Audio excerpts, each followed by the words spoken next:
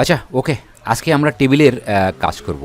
টেবিলের যতগুলো কাজ আছে সবগুলোই আমরা একটির পর একটি করব। তো চলুন কথা না বাড়িয়ে সরাসরি আমরা কাজে চলে যাই। তো একটা পেজে গেলাম, এখান থেকে আমরা জাস্ট এই পেজে গেলাম। এখানে আমরা টেবিল তৈরি করব। টেবিল তৈরি করার জন্য সর্বপ্রথম যেটা করতে হবে, এখান থেকে ইনসার্টে ক্লিক করতে হবে বন্ধুরা।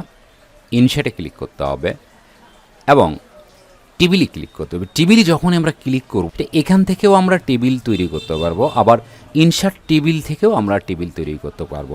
এই দুইভাবেই সাধারণত টেবিল তৈরি হয়। তো প্রথমেই আমরা দেখব এখান থেকে কিভাবে তৈরি করা যায়। তো এখানে একটি বক্সে যখন আমরা আসব তখন একটি রো হবে। এভাবে যদি আমরা নিচের দিকে 4টি বক্স আসি তাহলে 4টি রো আমরা এখানে দেখতে পাবো।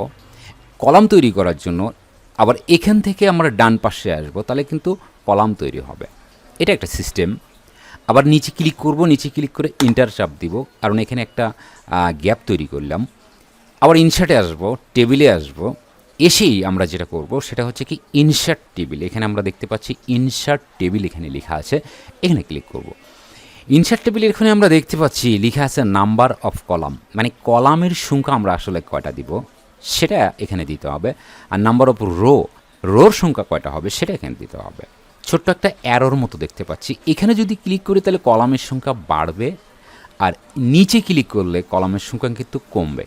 তো আমরা জাস্ট এখানে 4টা করে দিলাম। আবার নাম্বার অফ রো এখানেও আমরা ক্লিক করে এটাকে 4টা করে দিলাম। উপরে ক্লিক করলে বাড়ে, নিচে ক্লিক করলে কমে। জাস্ট আমরা এখানে দেওয়ার পরে ওকে দিব, তাহলে কিন্তু এখানে টেবিল তৈরি হয়ে গেল। তো এখানে আমরা দুইভাবে টেবিল তৈরি করা শিখলাম। তো টেবিল এখানে অনেক কিছু লেখা আছে। টেবিলে যদি আমরা স্টাইল দিতে চাই সেই ক্ষেত্রে কী করতে হবে, টেবিলে ক্লিক থাকা অবস্থায় কিন্তু এখানে ডিজাইন এবং লেআউট কিন্তু এখানে আমরা দেখতে পাবো। আর যদি টেবিলের বাইরে ক্লিক করি তাহলে কিন্তু ডিজাইন এবং লেআউট এখানে থাকবে না। লক্ষ্য রাখতে হবে টেবিলে কাজ করতে গেলে অবশ্যই টেবিলের ভিতরে যেন ক্লিক থাকে। অনেকেই যেটা করে বাইরে ক্লিক করার পরে এখানে ডিজাইন এবং লেআউট খুঁজতে থাকে, কিন্তু সেক্ষেত্রে কিন্তু পাওয়া যাবে না। তো প্রথমে আমরা ডিজাইনের কাজ দেখি। ডিজাইনের যে কাজ আছে সেটা হচ্ছে কি ডিজাইনে ক্লিক করব।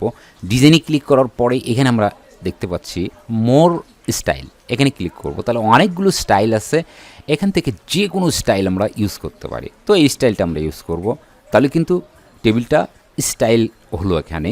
এবং স্টাইল যদি আমরা বাদ দিতে চাই সেক্ষেত্রে এখানে ক্লিক করতে হবে। করার পরে এখানে হচ্ছে প্লেন টেবিল, এইখানে ক্লিক করতে হবে। তাহলে কিন্তু টেবিলে যে স্টাইল দেওয়া হয়েছিল সেটা কিন্তু এখান থেকে রিমুভ হয়ে যাবে। এখন যদি কোনো কলাম এবং রোকে আমরা শেডিং করতে চাই, যদি কলাম শেডিং করতে চাই তাহলে কলাম সিলেকশন করতে হবে। করার পরে শেডিংয়ে আসতে হবে বন্ধুরা, এই শেডিংয়ে আসতে হবে। শেডিংয়ে আসলে অনেকগুলো কালার আমরা দেখতে পাবো। তো যেই কালার দিয়ে আমরা শেডিং দেব সেই কালারে জাস্ট ক্লিক করতে হবে।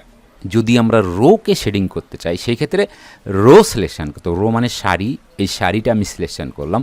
করার পরে আবার এখানে শেডিংয়ে আসবো। শেডিংয়ে এসে এখান থেকে যে কোনো একটা কালার আমি ক্লিক করব, তাহলে কিন্তু যেই কালারে ক্লিক করা হয়েছে সেই কালার দ্বারা এখান থেকে শেডিং হবে। আবার আমরা চাইলে কিন্তু এখান থেকে শেডিং অথবা শেডিং বাদ দিতে পারি। তো কলামের যে কলামে শেডিং দেওয়া হয়েছে সেটা সিলেকশন করলাম। করার পরে এখানে শেডিং এসে নো কালার যদি ক্লিক করি তাহলে কিন্তু শেডিং এখান থেকে চলে যাবে। রো সিলেকশন করার পরে যদি আমরা এখানে শেডিং এসে নো কালার করি তাহলে কিন্তু রো থেকে যে কালার দেওয়া হয়েছিল সেটা কিন্তু এখানে থাকবে না। এরপর আমরা করব ড্র এবং ইরেজার। তো ড্রোতে ক্লিক করলে একটা পেন্সিলের মতো আসবে। ধরুন নিচে আমরা ড্র করব, সেই ক্ষেত্রে এইখান থেকে আমরা এই যে কলামের যে লাইন আছে তার শেষ বিন্দুতে আসবো। এখানে বিন্দুতে এসে জাস্ট ক্লিক করে চেপে ধরে টান দিব, তাহলে কিন্তু এখানে একটা রো হবে, ড্র হবে, কিন্তু এখানে ড্র হবে। আবার যদি আমরা এখানে ক্লিক করার পরে জাস্ট ফাঁকা জায়গায় ক্লিক মানে চেপে ধরে টান দেবো, তাহলে কিন্তু নর্মালি কিন্তু এখানে টেবিল আমরা জাস্ট ড্র করতে পারবো এখানে ড্রয়িং দ্বারা। এখন আমরা দেখব ইরেজারের কাজ। ইরেজারের কাজ করতে গেলে ইরেজারে ক্লিক করতে হবে। ক্লিক করার পরে এখানে যদি আমরা কিছু এখান থেকে ইরেজ করতে চাই, ধরুন এই লাইনটা এখানে রাখবো না, জাস্ট লাইনের উপরে এসে ক্লিক করব, তাহলে কিন্তু এটা ইরেজ হয়ে যাবে, মানে ওইখান থেকে মুছে যাবে। আবার যদি কলামের লাইনটাতে ক্লিক করি তাহলে কিন্তু এই কলামের লাইনটা এখান থেকে চলে যাবে। তো আশা রাখি বন্ধুরা টেবিলের যে কাজগুলো আমরা দেখলাম সেগুলো আপনারা বুঝতে পেরেছেন। পরবর্তী টিউটোরিয়াল দেখার আমন্ত্রণ জানিয়ে আজকের মতো এখানেই শেষ করছি। ধন্যবাদ সবাইকে।